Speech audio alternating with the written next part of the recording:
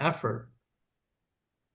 And one of the things that we discovered is that for those fleets who really want to start with a low cost investment with very little impact on their current vehicles or infrastructure, that biodiesel could be a great solution.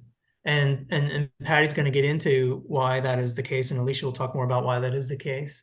And yet, biodiesel isn't widely used in North Florida. So we would like to change that because we do think it's a core solution as discovered in our master plan. And so we bring you this program here as just the beginning of an effort to really expand the market for biodiesel in North Florida because we believe that it's a good solution for many of our fleets. So with that, I'm going to hand it over to Patti. She's going to underscore her experience with biodiesel, and I think it illustrates the point very nicely that this is a solution that North Florida needs to know more about. So Patti, thank you for being here. Thanks, Ben. Excuse me.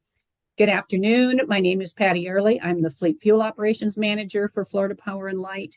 So I'm going to start off here by just giving you a little information about our company. We are the largest producer of electricity from renewable energy from the wind and the sun in the world. We have one of the lowest emissions profile of any utility, which feeds right into what we do with biodiesel. Biodiesel is a green fuel, so it fits right in with the mindset of our company. We are the largest electric utility in the U.S. We have more customers and provide more power than any other utility. We serve about 5.9 million customer accounts, which is about 12 million people in 40 different counties. We have 90,000 miles of transmission and distribution lines and 883 substations. And about the vast majority of those folks live within 20 miles of the coasts. So you can see that hurricane season can be a very challenging time for us. We have a lot of exposure. This is an overview of our fleet department. We have about 144 people. About 100 of those are mechanics and garage supervisors. So we do the service on our larger vehicles in-house.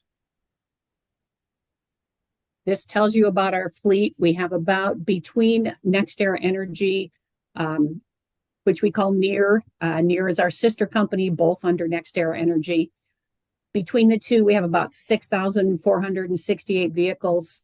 The majority are FPL. The others are scattered around the United States at wind farms, solar farms, so they're really widely dispersed. So original biofuel use. Biofuels have been around for a very long time. These guys ran on biofuels.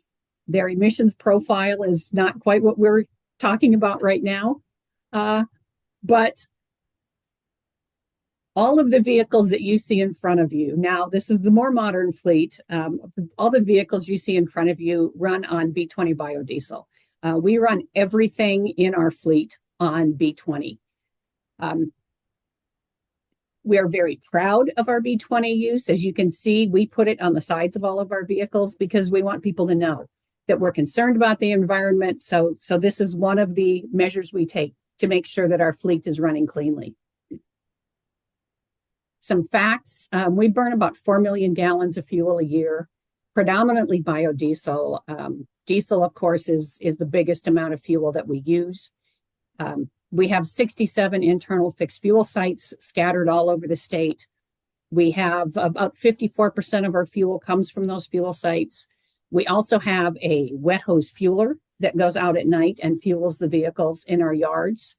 And all of the fuel that is used, both from the fixed fuel site and the wet hose fuel, come from this tank right here. And you can see this is a 4.8 million gallon diesel tank. It's hard to get the scope of how big that really is. So I had my team come stand next to it one day and we took a picture.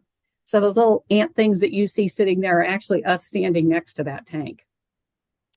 I have about 6.8 million gallons of diesel storage capacity. In addition to this tank, I have two 1 million gallon tanks down in Port Everglades.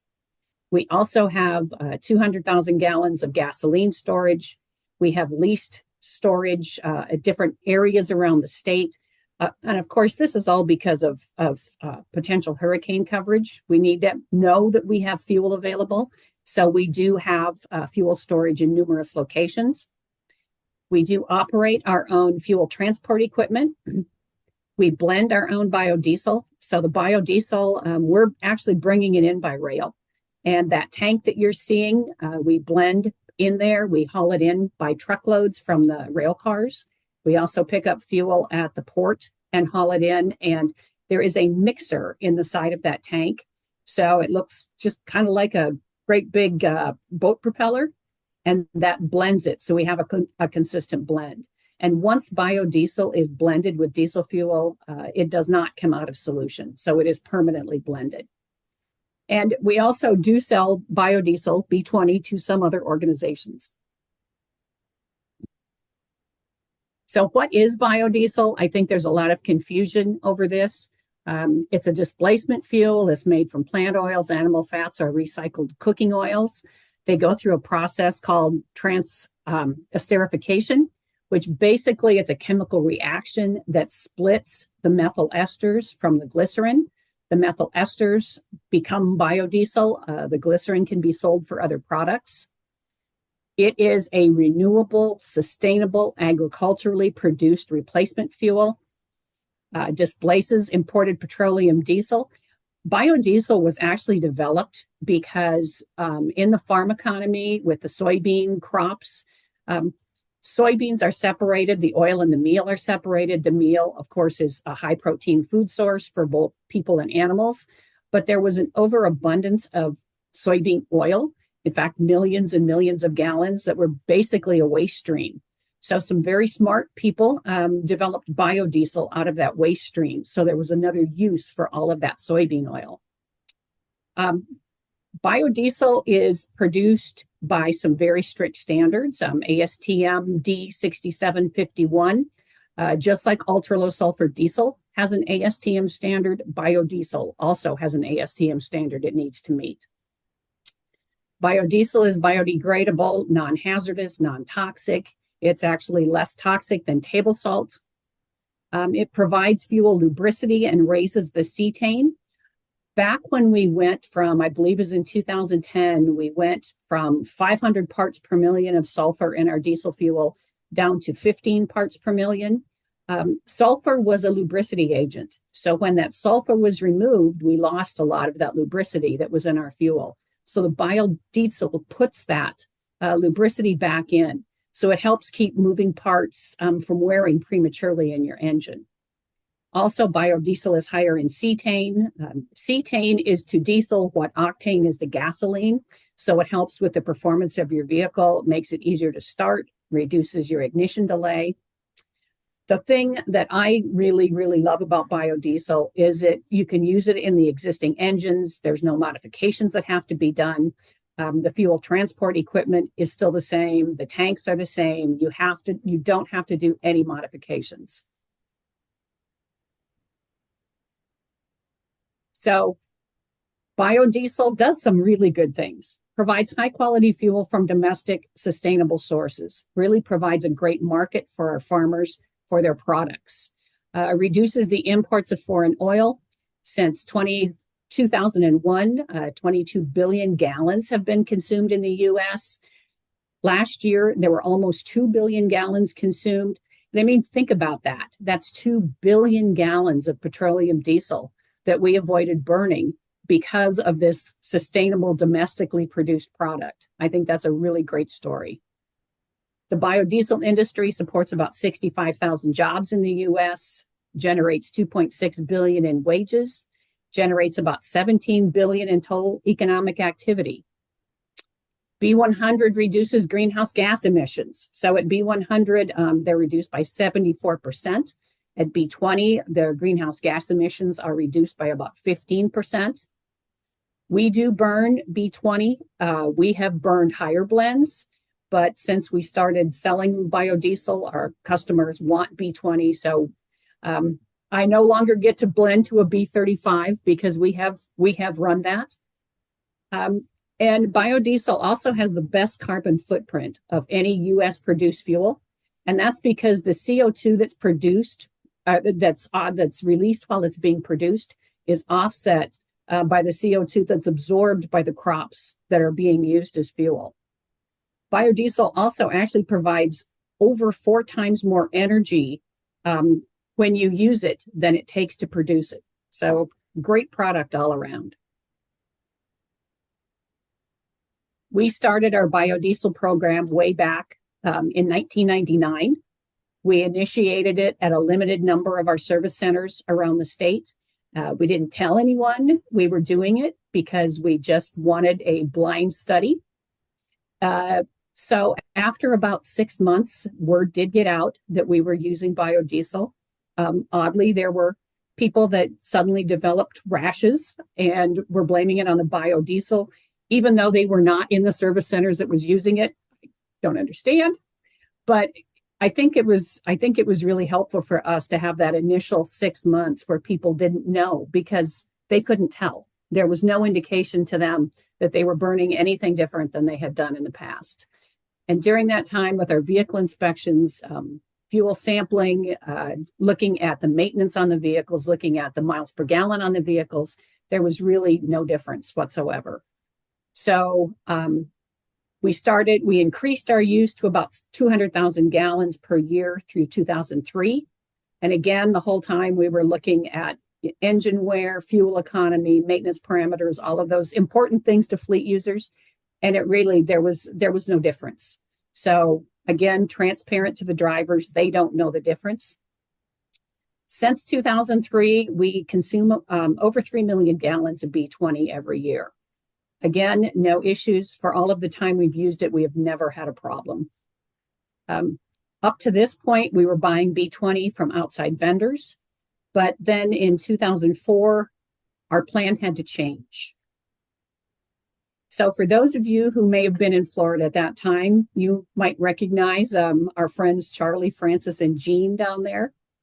There were 3 major hurricanes that hit the state that year. And when hurricanes are coming, since there are no fuel pipelines that come into the state of Florida, all fuel comes in by barge or it gets trucked in from the north or from the west. So when there's a storm coming, the ports close down, those barges all have to leave. And at the same time, that's when everyone is filling every gas can, every vehicle, sometimes Walmart bags, anything they can find so they don't run out of fuel at home, which really stresses the system. So as any of you who have been through hurricanes in the state of Florida, you know that we will have extreme fuel shortages before and after the storms. So what we discovered was we needed to have our own fuel supply. We needed to be able to have a consistent, dedicated source. We thought we were very smart in 2005, and we leased some tank space in Port Everglades. And then FEMA came in and commandeered that fuel, and we didn't have access to it for a short period of time. So that really changed the way we did business around storm. So we added fuel storage.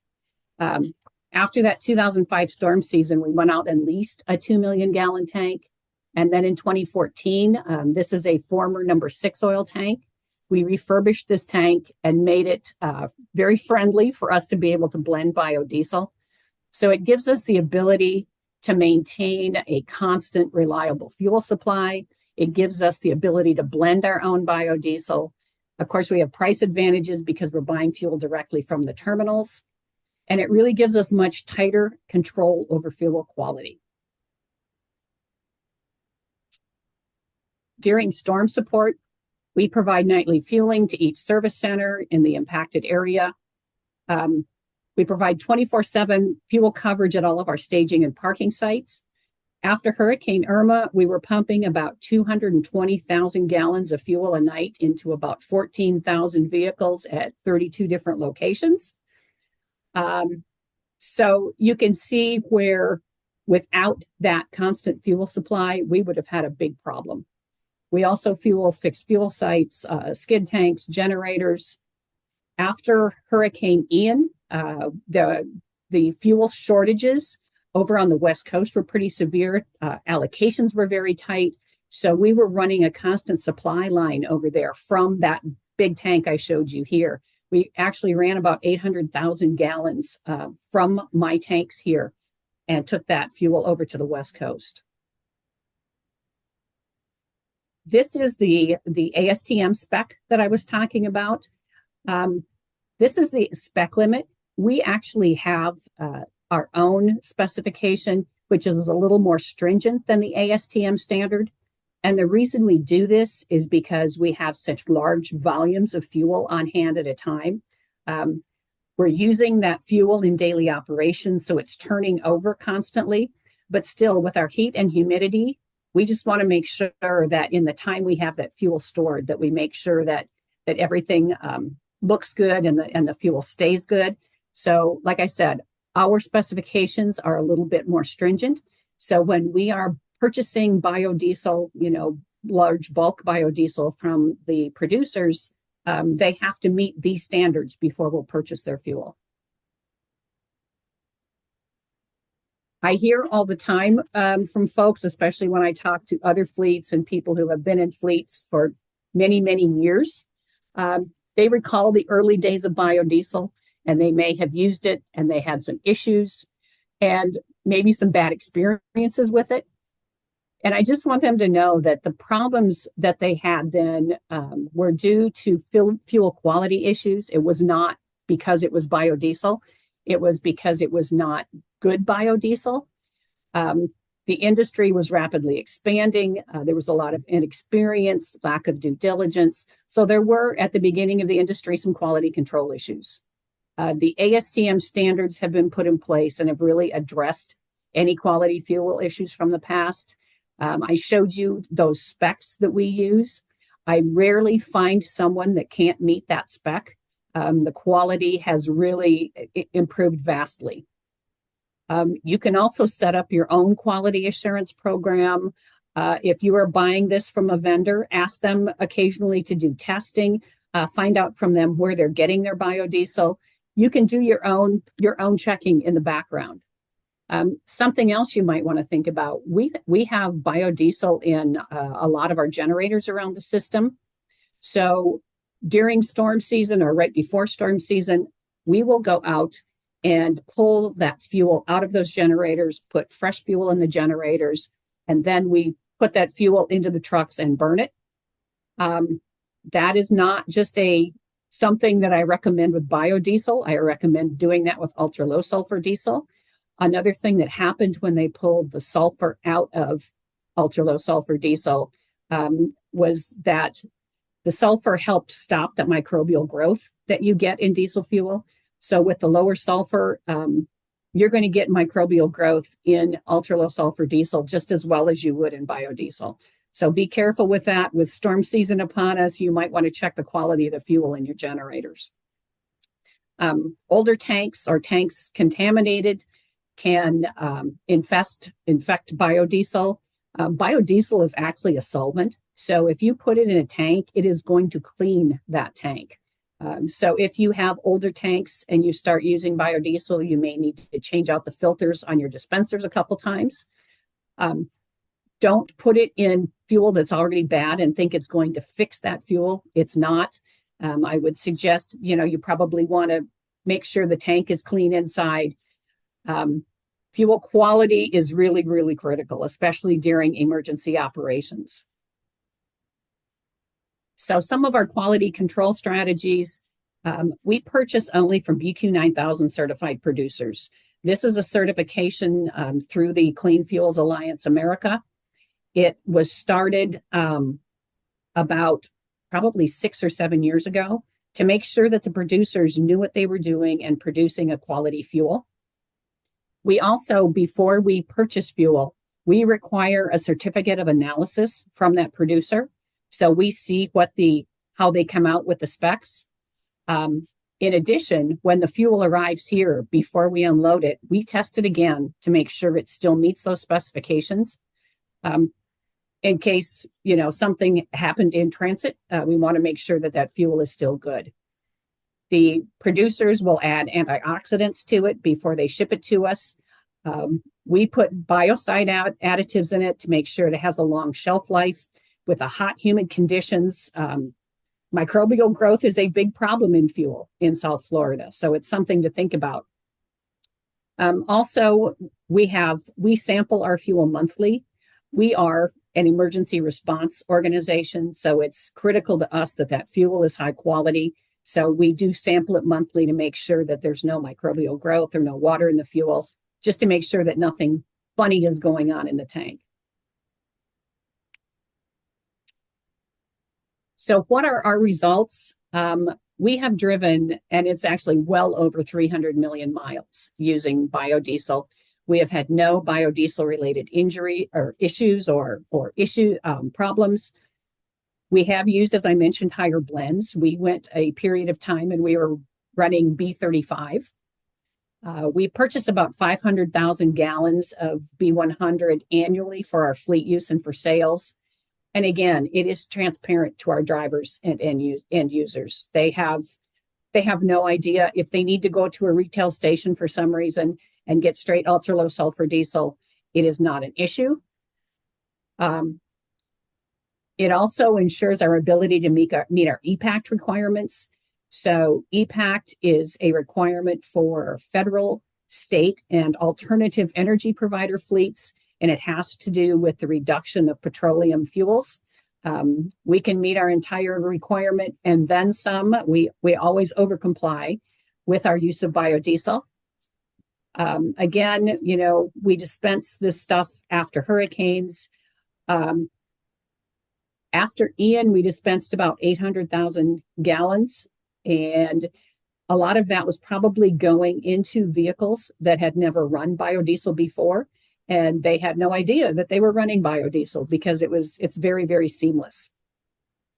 And then I think another really important thing, in 2023, we reduced our CO2 output by over 4,800 tons just by our use of biodiesel. And with that, do we have any questions? Let's pause on questions so we can allow Alicia to supplement your presentation, Patti, and then we'll go straight into questions. But while I have the stage for a second, those of you on the call, please type your questions into the chat. Don't wait. As soon as it occurs to you, go ahead and type it in there. If you're shy about it, you can chat me directly, privately, and then I can see your question and I can get it to the panelists. But Patti, what a wonderful presentation. Thank you. Alicia, go ahead and supplement that, and then we'll wrap up with a round of Q&A. Definitely. Yeah, I just wanted to provide a few words. Good afternoon, everyone. Thank you so much for being here. So I'm Alicia Lopez. I'm the director for the Southeast Florida Clean Cities Coalition, and I've worked closely with Patti over the last several years that I've been here. She's been a phenomenal stakeholder, really pushing the envelope for biodiesel use, not only in the region, I would say for the entire state of Florida. And one of the things that I always ask stakeholders, especially when it comes to biofuels, is, what exactly are you looking for? Because biodiesel has been one of the tested and tried true fuels for the last, I don't even know how many years, definitely multiple decades. And I know a lot of the talk right now is about going towards EV, but with fleets, I always recommend doing a pilot project. And the one thing that's super fabulous about biodiesel, it is a drop-in fuel. There is so many vehicles that are out today that you can actually put in up to B20 into your vehicle to use and go straight into, on the road. Whereas if you start getting into B100s and the renewable diesel, that's when it starts getting a little bit tricky and you might need some engine modifications or fuel line modifications. And the one thing that I just want to echo with Patti, especially during storm season, resilience. That is a huge part of who we are, not only as a region, but as a state. We get hurricanes almost every year, or if not major storms. This year alone, we've had torrential rain, down here in South Florida. Last year, it closed the Everglades. Our gas line and diesel were completely off. But guess what? We were still able to get propane, biodiesel, and compressed natural gas. And we were still able to use those fleets and our first responders that use those vehicles. We were able to service them so that they can actually help get people out of harm's way. So these are some of the questions that I think a lot of the fleets should be asking when, if they want to transition from gasoline and diesel, looking towards, like I said, biodiesel as a great pilot project to start off with, because a lot of the vehicles that you're already using in your fleet is a drop in the bucket. And then one of the things that I also help our stakeholders with is looking for those incentives and those funding dollars.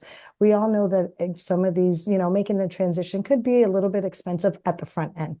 But, thankful we have through the Inflation Reduction Act and the Bipartisan Infrastructure Law, we have the alternative fuel tax credits, and we also have one for infrastructure. So if you happen to put biodiesel or any alternative fuel infrastructure, you can get incentives from the federal government towards those dollars that you're spending. And then one thing that I found very interesting is our state legislature just passed in March the alternative fuel tax credit as well. So not only will you be able to capitalize on the federal side, but also on the state side, and you can combine those incentives. So for instance, one of our stakeholders down here, Broward County, they were able to get back, I believe it was 85 cents on the dollar that they were spending for their propane fee. So they were able to, use that money to kind of cater towards their customer base, since it is a paratransit fleet, and get in more services by saving those dollars. But with that, I just wanted to say thank you so much. And I definitely want to pass it over back to you, Ben, because I don't know, want to make sure that we get enough time for questions, because like I said, Patti is a wealth of knowledge. If anyone has any questions, she is wonderful. I always enjoy having her speak. But thank you, Ben. Thank you, North Florida Clean Fuels. Thank you, Alicia. And we do have lots of time for questions. And so another invitation to those in the audience to go ahead and type that question into the chat. That's your way to ask a question. I'll make sure that the panelists have a chance to answer your question. But while I wait for those folks in the chat to warm up to asking questions, I have a few, and I'll start with you, Alicia. So obviously Patty's is a huge user of biodiesel, and I don't know, perhaps the largest in the state. Patti, we'll get to that in a second. But who else is using biodiesel in your area, Alicia, in Definitely. the Southeast Florida Coalition? Yeah, so we have a few municipalities, definitely. Boca, I would say the city of Boca is probably the second largest user down here. They definitely every year are pushing the envelope with that. I know the city of Winter Park, they also use it. City Furniture has been dabbling a little bit in it. I've been working with Dave, they have one or two vehicles. And then also I believe Miami-Dade is looking into it as well to supplement their CNG, and they also have an EV fleet that they're starting with the transit side. And I'm trying to think, there's another private company that's down here, and I can't think of their name right now. They're actually new to the coalition that started. But the one thing that I wanted to add, Ben, is we also have a producer down here now of biodiesel. Biodiesel Las Americas, or BDLA, is the first one down here in Miami. So that's the one good thing that I've been trying to get people, in their ears, like, hey, if it costs too much to maybe, like Patti said, to barge in or ship in, we do have someone that is locally, producing it here. So that's a big win for us, not only just in South Florida, but I think for the state. Okay. Brightline Train also runs on biodiesel. Thank you, Patti. Yes. Oh, wow. And I love the Brightline so much.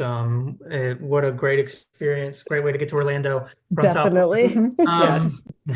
And just a tip to the North Floridians on the phone, when I go to Jacksonville, I tend to take the Brightline to Orlando and then rent a car and drive the rest of the way. And if you're coming from North Florida down to South Florida, it's even better, because you avoid all that increasingly rough traffic coming into South Florida if you go that route. But in any case, Brightline commercial over. Patti, first, are you the largest biodiesel fleet in Florida? Do you know? I believe we are, yes. Yeah, it sounds that way. So the question, I guess, that comes to mind first is, okay, I'm a fleet. Sounds good. How do I get it? How do I get biodiesel? So that's the challenge, because it is difficult to get in the state of Florida. When BDLA is now up in production, that's going to help. But we bring it in from out of state. I know there are producers who come into the state, they have potential barge access. I would like to help you folks in the north. If I can get you in contact with some producers that could possibly help you out. But yeah, There have been various plants in the state of Florida, but without any incentive by the state to use biofuels, it does make it more difficult. So do you know where most of your biodiesel that you're bringing into the state, do you know where it comes from? The Midwest. Midwest. And so the Midwest Mhm. has some incentives for production that They allows it to do. flourish there. They do. Okay. Well, and not only that, but that's agricultural area. So they have the feedstocks available. The farmers, it's a great support system for the farmers up there. Mhm. So yeah, we get the majority of it from the Midwest. Okay.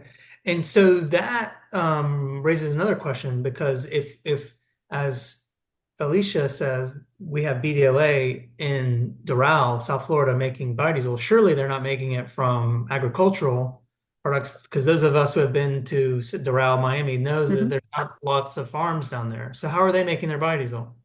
Used cooking oil. Yes. Great way to use a waste stream. Oh, Yeah, yeah. it's being produced from used cooking oil. And so there's a question in the chat about that. Is there a difference between the biodiesel that you get from farmers in the Midwest versus the biodiesel that you would get from BDLA from that ultimately is sourced from like Wendy's and McDonald's, I guess? Um, no, at the end of the day, it has to meet that ASTM standard. So, depending on the quality of the oil, there may be some additional steps that they have to take to make it meet that ASTM standard. But at the end of the day, you should be getting the same product no matter what the feedstock is. The only difference is some different feedstocks will give you a different cloud point. Something we don't worry a whole lot about down here. It is still something that I pay attention to. And so what is that? What is Cloud Point? So the cloud point is the point where your fuel will start to gel. Number two diesel, if you go into the north, they have to blend number two diesel with other types of fuel, number one diesel or kerosene, to keep it from gelling. Um, different different feedstocks of biodiesel will give you a different cloud point. So, like I said, it's not a big concern here, but it is some. I still keep an eye on that. Okay. Um, let's talk a little bit about the economics of biodiesel. It strikes me from watching your presentation that you went from a pilot to investing in your own massive tank. That means FPL is putting serious money on the table for biodiesel, and FPL is a for-profit enterprise Mhm. at the end of the day.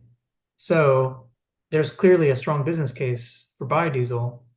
Um, help the folks understand what that is and how it might manifest in their fleets. So, being an EPACT fleet, we had to have some method to meet those EPACT requirements, which luckily biodiesel helps us do. Depending on the price of fuel, biodiesel comes out, within a few cents higher or lower of your diesel cost. There are times we're paying, maybe 5 cents a gallon more. There have been times we've paid considerably less. So it all depends on the fuel market. But at the end of the day, the emissions reduction is important to us. The clean burning, in our trucks is important to us. So at those times when it is a few cents higher, it's still worth it to us to have the other benefits that we get from it. So you're saying basically on average, it's more or less similar to what you would be paying for diesel. It's pretty comparable, yes. Okay, so the business case is that, look, this is not going to burden our operational budget for Right. fuel, but it is really going to help us with the social and environmental ledger that we're keeping at FPL. Exactly. All right. And in the comments, Guillermo Sereno mentions that used cooking oil or making biodiesel from essentially waste products versus growing it has a lower carbon intensity score. Right. That makes sense because there is a fertilizer and equipment involved with planting and harvesting crops and then transporting all that. that would increase the carbon intensity of that fuel, the Right. embodied carbon of that fuel. Whereas the used cooking oil, assuming it's being sourced locally in South Florida, is not having to be fertilized, grown, and shipped long distances, and therefore it would Correct. have a lower carbon intensity score. Does that kind of distinction um, is that of interest to FPL, given that it is so concerned about the emissions benefits of using biodiesel? Oh, sure. We've sourced biodiesel from used cooking oil before. When you look though at the EPA estimates of the carbon output, and I showed you, it's the lowest carbon fuel produced. That's taking into account everything from the time that crop went into the field until the time that the fuel went into your tank. So even with all of that, you're still producing a lower carbon fuel. But yeah, no, I think used cooking oil is a great feedstock. It's a good point you make. A lot of people, when they do comparisons between alternative fuels and gasoline and diesel, they're very rightly interested in the embodied carbon of these alternative fuels. Like how is that electricity produced? That's a great question to ask. Mhm. How is that biodiesel grown? That's a great question to ask. But they forget to ask, how is that gasoline and diesel mined and produced and refined and made available to us? And generally speaking, the answer is it is done with way more energy and carbon intensity than most of the alternative fuels. In fact, probably all of them. That's exactly right. Yeah. Um, so what is sort of on the horizon for you as you continue to grow your program? Where are some areas where you think that change will be coming? Well, so I love the use of biodiesel. I personally would really like to get my hands on renewable diesel. Um, Renewable diesel, for anyone who doesn't know, is diesel fuel that's made from the same feedstocks as biodiesel, but it goes through the refining process just like petroleum does. And at the end, you get a product that's chemically identical to diesel fuel, only it was made from renewable sources. I would love to be able to get that. I know a lot of fleets on the West Coast that burn renewable diesel. A lot of them will also, to get the lubricity for the fuel, they will blend renewable diesel with biodiesel. So they're still using a blend of the two, but it's really very low carbon fuel. Uh, the problem right now is renewable diesel is considerably more expensive because we have no incentives here, on the West Coast, California, Oregon, Washington, great state incentives. So it's about the same price. That is not the case, in other areas. So the majority of the renewable diesel that's being produced is going to the West Coast. That's not easy to get a hold of. One has to wonder why Florida, which does not produce any oil or gas domestically and has to import all of it at a cost to its resilience as a state, one has to wonder why the state does not incentivize these alternative fuels. But that's for another program. Yeah. Patty, help me understand the difference between renewable diesel versus biodiesel if they come from the same feedstock. What's the advantage? What's the appeal of renewable diesel versus biodiesel? Help us understand. So with the renewable diesel, you're not using any petroleum product. Everything that's going into that fuel to produce the fuel is renewable. So it's soybean oils, it's used cooking oil, it can be any of the same things that you use for biodiesel. And it's a very clean burning fuel. Even though it goes through that refining process, what comes out the other end is a very low carbon fuel. I have a friend who How is that different from B100, for example? so B100 is not the same as diesel fuel. It has a different specification. There are fleets that run B100, but they do have some modification that they do to their vehicles. There's a technology called Optimus that helps them. And what the technology does is they actually start the vehicle on diesel fuel, and then it switches over and it runs off B100 until they go to shut the vehicle down, and then it switches back over to diesel fuel. So So there is a difference. Most engine manufacturers do not necessarily warranty to B100. I think John Deere does. But otherwise, yeah, biodiesel and renewable diesel are very different products. Got you. Got you. So renewable diesel would allow you to continue to be using a drop-in fuel that Correct. is giving you some of the emissions benefits Correct. of I have 100. a friend who's a fleet manager in Eugene, Oregon, who told me that they use renewable diesel and that their trucks very rarely regen because the trucks now regenerate to burn the carbon particles out of the emission system. They're just with the renewable diesel, it burns so cleanly that it's just very, very rare that their trucks have to do the regeneration. Alicia, back over to you. So you listen to Patty and you think about BDLA and you wonder why isn't everyone using biodiesel in Southeast Florida? What do you think is the reason? I mean, because you're talking to fleets all the time. You're trying to get the word out. You talk to some fleets beyond FPL who are using the fuel. So you get a variety of perspectives here. What do you think is going on when it comes to fleets and biodiesel?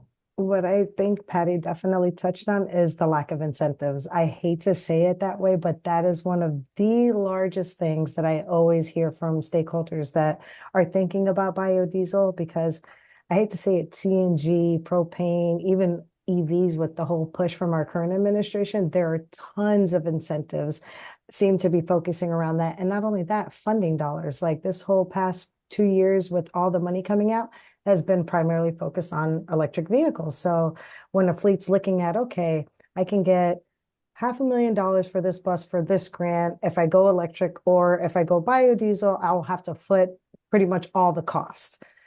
They're going to go with they're going to go with the EV side. And I hate to say it that way, but that's definitely one of the biggest concerns, Ben. And that's why when I heard this year our legislature passed in March that bill, I'm really hoping that our fleets are starting to look more into biodiesel now that we do have some sort of incentive. Of course, we're waiting for the language to come out.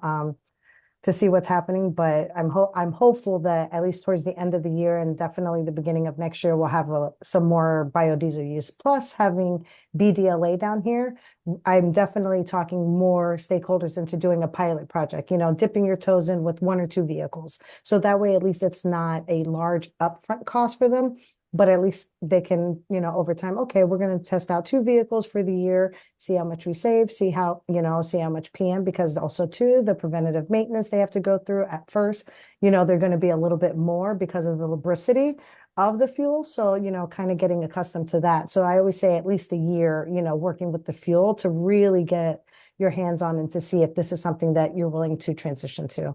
And Patty knows I use her all the time as example that it can be done and it is worth doing, not only just for, cost effectiveness, especially with the incentives, but the safety, it's pure unblended. It causes far less damage than petroleum diesel.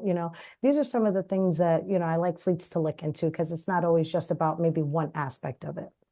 So, Patty, I know it's an odd question to ask you since you're such a big user of biodiesel, but given that it doesn't really cost more, given that it's a drop-in fuel, given that you don't need to buy any new vehicles, what do you think is the reason for fleets to not use? Why aren't more fleets using it like you are? I think there are a couple of different reasons. Alicia hit on a big one. Um, Also, it's that past experience, those folks. I still get those guys in the shop that go, "Oh, we used that, 20 years ago and we had problems."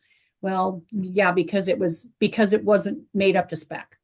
And then I think the other problem is availability. It's difficult to get a hold of. Yeah, it's so interesting to hear that you did the blind taste test Mm-hmm, on biodiesel back in the day. I've heard so many fleet managers tell that exact same story mm-hmm. where they used biodiesel without anyone really knowing about it, and that people encountered no problems, but were quite upset when they found out that they used it. And then they simmer down and realize it was no big deal. So that's definitely a technique that fleets who might be on the phone should consider the sneaky technique. Seems to What be they the way to don't go. know, what they don't know won't hurt them. Yeah, exactly. It's so funny to hear that's the carryover. So um, I was also so you have a predominantly a biodiesel fleet, but presumably you also have some gasoline vehicles in your fleet. Yes. Um, and um, if they're passenger vehicles, certainly electric is a nice choice, and you're an electric utility. Has there been any look into biofuels for your gasoline vehicles? So, the choices are limited. Of course, we have E10, we have 10% ethanol in all of our gasoline.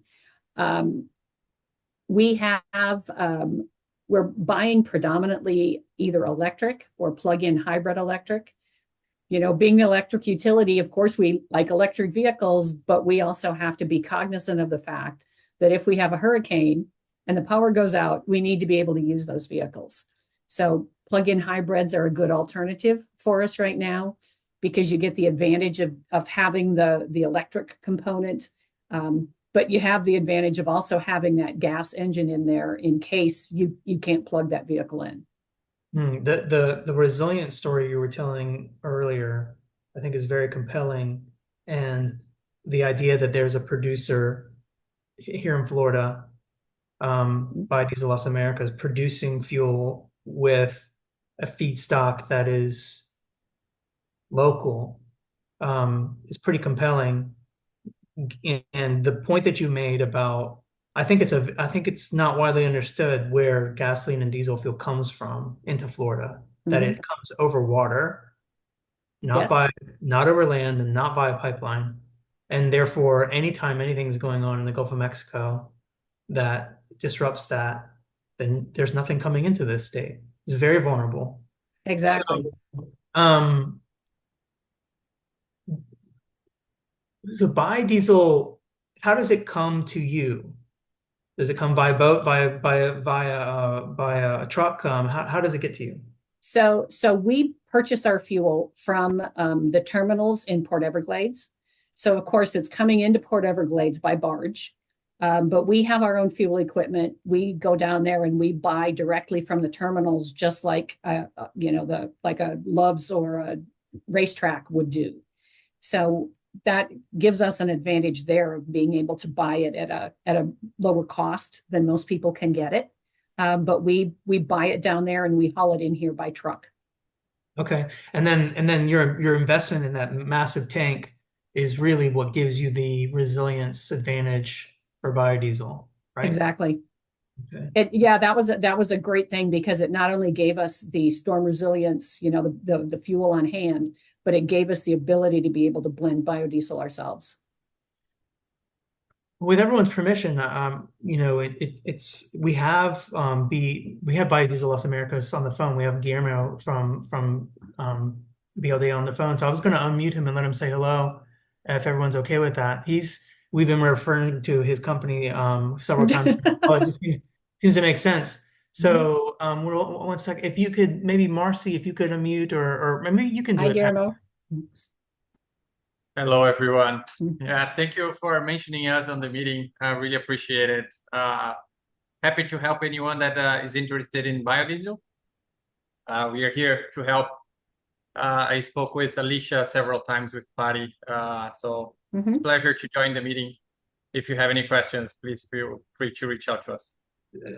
Guillermo, tell us a little bit about your operation and where you've been and where you're going with it.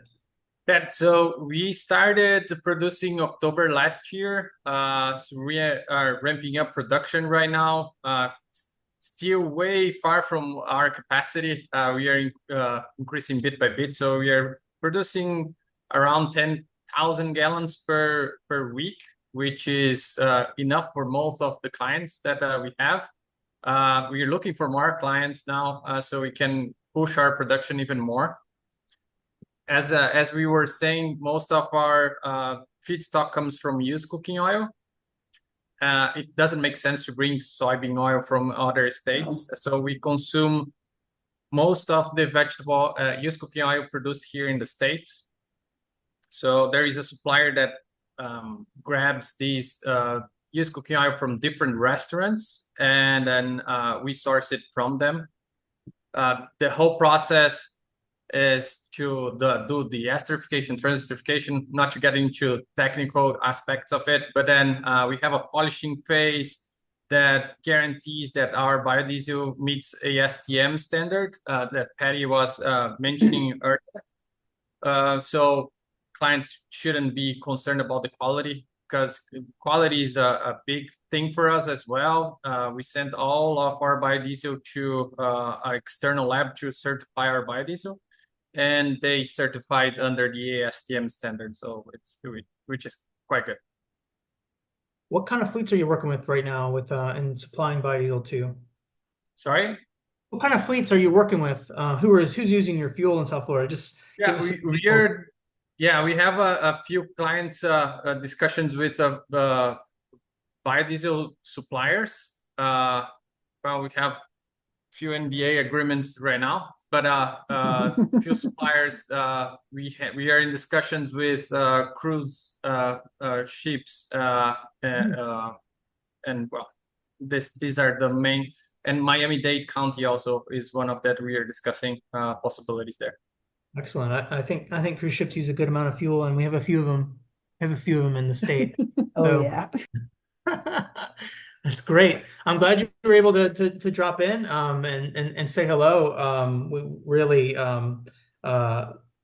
you know, the work you're doing, the company you've started, it's very impressive, and obviously wish you major success going forward. So many fleets can use the fuel that you're producing, and we're hopeful to be part of getting the word out on that. Yeah, no, thank you so much for the chance to talk. I really appreciate it. Giving me a small space here. I think the focus is on you guys that are the end users that have very nice things to say about the biodiesel.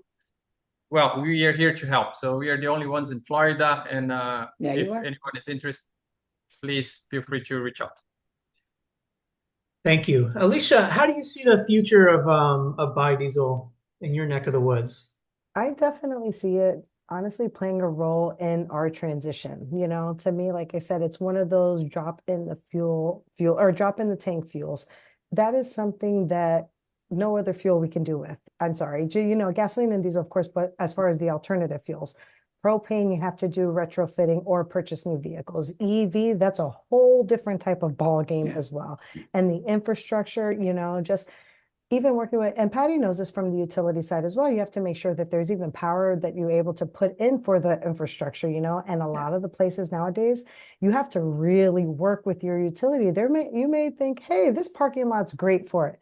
Meanwhile, you can't get any power there. So for me, I think it's really going to play a role in the transition to this renewable energy. And then I agree with Patti. I wish we could get our hands on renewable diesel. Like, Patti, I'm trying, you know, we finally got the legislature to pass the alternative fuel tax credit, you know. So I'm hoping that, you know, with me being a little buzz in their ear, that we can finally, you know, I'm hoping California just, I hate to say it, I'm sorry, but they suck. They keep all the good stuff for themselves, you know, and I'm hoping that Florida, you know, we start to move forward in that aspect, you know, especially with the resilience. Our storms are just getting worse, and we really do need fuels like this to help with, you know, like I've been in a hurricane there when one of the ones that Patti mentioned, and me and my family, we went without power for 2 weeks. It was not pleasant, not at all. So, you know, and imagine, you know, especially like coming from Patti's perspective or fleet side, imagine not being able to obtain fuel, you know, having that luxury, you know, even with Broward County, you know, using them as an example with propane, they have tanks just like Patti does on their property so that they can fuel, God forbid, if there is no electricity. So those are some of the things, definitely. It's like I said, it's going to play a major role in our transition.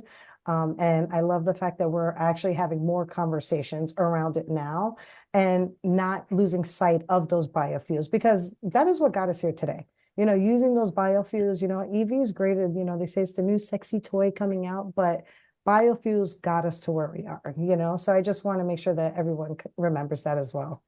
I think you're Yeah, right. and I think the story's the same in North Florida, and I don't think fleets really want to I don't think they want to totally get rid of their diesel vehicles if they've got them, because they have a lot of value and for resilience and a lot of other reasons. So Yeah. hold on to those diesel vehicles if you wish, but use biodiesel Yeah. in those vehicles as opposed to, straight up diesel, I think is a message that should resonate with a lot of fleets.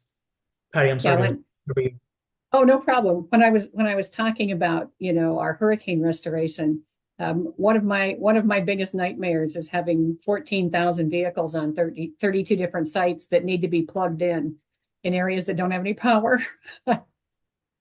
Yes. There is no solution for that at this time. No, there isn't. And I don't think one thing I think that we can all agree on, Alicia can agree on, the North Florida folks can agree on, is a major message of everything we do is that there is no one fuel that will solve all of your problems as a fleet. Exactly. You need to understand that electric has a role, biodiesel has a role. Oh, yeah. Maybe natural gas fuels has a role in your fleet. Maybe propane has a role in your fleet. So we're here to help you understand all the whole spread of clean fuels. Today we're focused on biodiesel. It won't be the last time we talk about biodiesel. We want to see more biodiesel being used in North Florida. But this is part of a series of webinars. Last time, we were talking about hydrogen. So we'll come to you next time with another topic. You can see all of our webinars on the North Florida Clean Fuels website. Google North Florida Clean Fuels. You'll find it. This webinar will be posted up there. You'll be able to see the video and refer to it later when you want to really understand all those details that Patty was going through because you want to do it with your fleet. It's going to be available, northfloridacleanfuels.com. Thank you for being with us during your lunch hour today. And stay tuned for what we have coming next. Thank you, Patty. Thank you, Alicia. Absolutely. Thank you, Of Guillermo. course. Thank you, everyone. Have a great Thank day. you. Have a great day. Bye. Thank you, everyone.